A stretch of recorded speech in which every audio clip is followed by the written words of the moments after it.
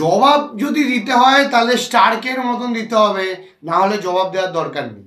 মানে যখন তুমি কোনো বোলারের বা ফাস্ট বোলারের ইগোকে নিয়ে প্রশ্ন করো, তার স্পিডকে নিয়ে প্রশ্ন করো, তার মানে তুমি সেই বোলারকে চরম ডিসরেসপেক্ট করছো। একটা ফাস্ট বোলারের সব থেকে বড় তার সাফল্য এবং তার মানে তাকে দেখানোর যে মেনলি কারণটা, সেটাই হচ্ছে তার ফাস্ট বোলিং। তুমি যখন তার ফাস্ট বোলিংকে নিয়ে প্রশ্ন করছো, তার ফাস্ট বোলিংকে নিয়ে তুমি ট্রোল করছো, তার মানে সেই বোলারটা কিন্তু খুঁজছে মনে মনে, এবং সে কিন্তু তৈরি থাকবে নেক্সট ম্যাচের জন্য, যেটা হয়েছে মিচেল স্টার্কের সাথে। এসএসসি জয়সওয়ালের প্রথম টেস্টে যে বলা you are coming too slow, তার মানে কিন্তু এটা প্রমাণিত হয় যে স্টার্ক সেই দিনকে তার ইগো হার্ট হয়েছিল। তার যে ফাস্ট বোলিং, আজকে যদি শোয়েব আক্তারকে যদি আমি বলি যে আপনি খুব স্লো বল করছেন, তাহলে কি ভাবছেন যে শোয়েব আক্তার আমাকে তেড়ে আসবে না?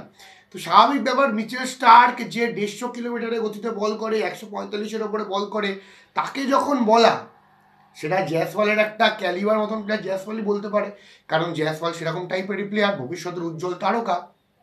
কিন্তু স্টার্ক লিভিং লেজেন্ড, অস্ট্রেলিয়ার one of the greatest bowler, দুটো আইসিসি ইভেন্টের প্লেয়ার অফ দ্য, একটা প্লেয়ার অফ দ্য টুর্নামেন্ট এবং একটাতে কিন্তু তিনি কিন্তু হাইয়েস্ট উইকেট টেকার। তো সেক্ষেত্রে তার ইগোকে চ্যালেঞ্জ করাটা কিন্তু আজকে এসএসসি জয়সওয়ালের ভারী পড়লো। স্টার্ক এলো, স্টার্ক প্রথম বল করলো, এসএসসি জয়সওয়ালকে ফিরিয়ে দিল প্যাভিলিয়নে। তো আজকের টপিকে মেনলি এই যে জিনিসটা, এইটাই টেস্ট ক্রিকেট, এইটাই বর্ডার গাভাস্কার ট্রফি, এর জন্যই গোটা সকাল থেকে বিকেল পর্যন্ত খেলা দেখা, ভোর ভোর ওঠা খেলা দেখা, এইসবের জন্যই। আজকে যারা টেস্ট ম্যাচটাকে ভালোভাবে ফলো করেছেন, যারা প্রথম থেকে শেষ পর্যন্ত দেখেছেন, তারা দেখবেন যে কিভাবে একটা টেস্ট ম্যাচ গেছে। এই টেস্ট ম্যাচটা যদি ম্যাচের ব্যাপারে বলতে, ম্যাচের সামারি নিয়ে, তাহলে ইন্ডিয়া 180 রানে অল আউট হয়ে গেছে, যেটা তারা প্রথম টেস্টেও হয়েছিল। বাট প্রথম টেস্টের সাথে এই টেস্টের ফারাকটা কি? এখানে প্রথমত ডে নাইট টেস্ট, তার উপরে পিঙ্ক বল এবং তার উপরে অস্ট্রেলিয়ার ভালো ব্যাটিং। তাই প্রথম টেস্টে এটা হয়েছিল যে ইন্ডিয়া খারাপ ব্যাটিং করা সত্ত্বেও কিন্তু ভালো বোলিংয়ের দ্বারা অস্ট্রেলিয়াকে তাড়াতাড়ি অল আউট করে দিয়েছিল, বা প্রথম টেস্টের প্রথম দিন একটা বেশি ব্যাকফুটে ফেলে দিয়েছিল। বাট এবারে কিন্তু অস্ট্রেলিয়া সেই সুযোগ দেয়নি। অস্ট্রেলিয়া বড় টিম, যে ভুলটা তারা একবার করে তারা কিন্তু বারবার সেই ভুলটা করে না। খেলার মধ্যে কি হলো সেটা মেনলি পড়ে আসছে আগে, যেটা মেনলি ব্যাপার যে প্রথমে সামারি, যেখানে হচ্ছে কি ইন্ডিয়ার হয়ে সব থেকে হাইস্ট রান যে করেছে হচ্ছে নীতিশ কুমার রেড্ডি। ওয়াটার ট্যালেন্ট, মানে বোলারকে, ফাস্ট বোলারকে রিভার সুইপে 6 মারছে একটা টেস্ট ম্যাচে।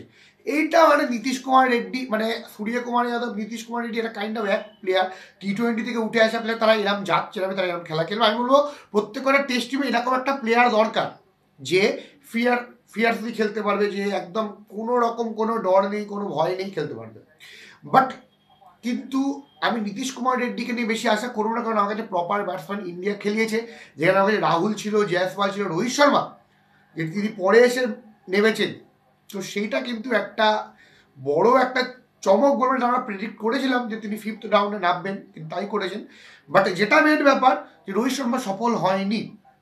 রাহুলের 37 রান এবং হচ্ছে আমাদের শুভমান গিলের 31 রান, মানে পার্টনারশিপ বলতে শুধু 67 রানে সেইটাই ছিল রাহুল আর শুভমান গিলের মধ্যে। বাট 69 রানে 1 উইকেট হারিয়েছিল। তারপরে রাহুলের উইকেটটা পড়লো। রাহুলের কপাল ভালো যে প্রথম বলেই স্কট নোল্যান্ডের প্রথম বলে সে আউট হয়ে গেছিলো, বাট নো বল হয়েছিল। বাট তারপর রাহুলের উইকেট পড়ে যাওয়ার পরে ইন্ডিয়ার ব্যাটিংয়ে কোলাপস, যেটা কিন্তু ইন্ডিয়ার একটা বরাবরই একটা প্রবলেম, কারণ এই ব্যাটিং কোলাপস কিন্তু ইন্ডিয়া কিন্তু এখনও সামলাতে পারছে না। এখান থেকে কী করে বেরোতে হবে সেটা দেখতে হবে। বাট এই যে ব্যাটিং কোলাপস, সেখান থেকে কিন্তু অনেকটা বেশি ব্যাকফুটে ইন্ডিয়া চলে যায়। আপনি যদি জাস্ট স্কোর কার্ডটা দেখেন, একটা ডিটেল আমি যেটা দেখলাম যে আপনি ইন্ডিয়ার যে ব্যাটসম্যান, একমাত্র রোহিত শর্মা বাদ দিয়ে, রোহিত শর্মার স্ট্রাইক রেট ছিল 23টা বল খেলেছে, বাদ বাকি যারা খেলেছে তাদের থেকে বেশিরভাগ যারা 30টা বল করে খেলে তাদের কথা বেশি বলবো, যারা 30 বলের বেশি খেলেছে তাদের মধ্যে সব থেকে যারা কম স্ট্রাইক রেট সেটা হচ্ছে ঋষভ পান্ত, 60। ঠিক আছে, তার মানে সবাই 60-এর ঘরে খেলেছে, মানে স্ট্রাইক রেটে ব্যাট করেছে। এবারে যদি আপনি অস্ট্রেলিয়ার স্ট্রাইক রেট দেখেন, যে দুটো প্লেয়ারের স্ট্রাইক রেট বা 3টে প্লেয়ারের স্ট্রাইক রেট সবাই কিন্তু 40-এর নিচে। তার মানে অস্ট্রেলিয়ার প্লেয়াররা যেটা করেছে, পিচটাকে রিড করেছে ভালো, এবং তারা কিন্তু পিচে বেশি সময় কাটিয়েছে, বল বেশি ছেড়েছে, বল বেশি খেলেছে, সময় কাটিয়েছে, রাদার সে স্ট্রাইক রোটেটও করেনি এবং বেশি চারও মারেনি। সেক্ষেত্রে কিন্তু অস্ট্রেলিয়ার এটাই বেনিফিট হয়ে গেছে, তারা সময় কাটিয়েছে। আমি আগেও বলেছিলাম যে অস্ট্রেলিয়ার পিচে যত বেশি সময় তুমি কাটাবে তত তুমি লাভবান হবে, যেটা ইন্ডিয়ান ব্যাটসম্যানেরা পারেনি। রাহুল এবং শুভমান গিল তো চেষ্টা করছিল, বাট তারা কিন্তু স্ট্রাইক রেট মেনটেন করে খেলছিল, মাঝে মাঝে বাউন্ডারি মারছিল, যে কারণে রিস্কি শট মারার কিন্তু চান্স বেশি হয়ে গেছিল।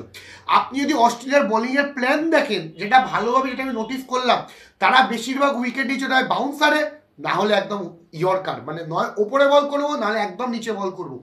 যেখানে আপনি দেখুন যে প্রথম বল যশস্বী জয়সওয়ালকে একদম ইয়র্কার, তারপরে বিরাট কোহলিকে বাউন্সার, ঋষভ পান্তকে বাউন্সার, রাহুলকে বাউন্সার। এবং বাউন্সার মানে কি, এই দিকে না যে আমি এরমভাবে মারতে সুবিধা হয়, বাউন্সার মানে আমি এখান থেকে বল যাবে, যেখানে আমি বলটাকে ছাড়বো, লিভ করবো নাকি খেলবো, এইটা হয় বাউন্সার। ইন্ডিয়ান বোলাররা কি করেছে, ইন্ডিয়ান বোলারকে লেন্থে ফোকাস করেছে।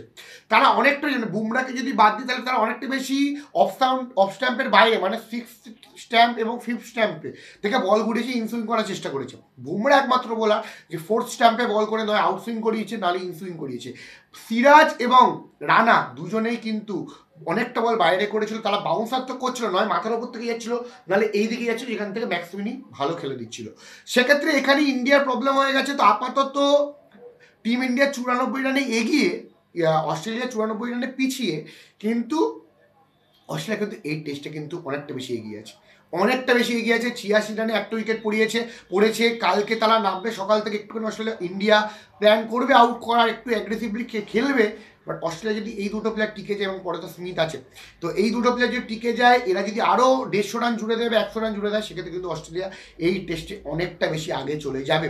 ইন্ডিয়া যে 180 রান, সেটা কিন্তু অনেকটা কম রান। আমরা প্রথম টেস্টেও দেখেছিলাম 150 রান অনেকটা কম রান ছিল, অস্ট্রেলিয়াকে আউট করে দিয়েছিল, তাই জন্য জিতে গেছিল ম্যাচটা। বাট এবারে কিন্তু অস্ট্রেলিয়া সেম ভুল করবে না। তো কালকের জন্য মুখিয়ে থাকবো সেকেন্ড টেস্টের জন্য। আপনাদের মতামত অবশ্যই কমেন্ট বক্সে কমেন্ট করে জানাবেন। ভিডিওটা কেমন লাগলো অবশ্যই কমেন্ট বক্সে কমেন্ট করে জানাবেন। ভালো লাগলে অবশ্যই লাইক শেয়ার সাবস্ক্রাইব করতে ভুলবেন না।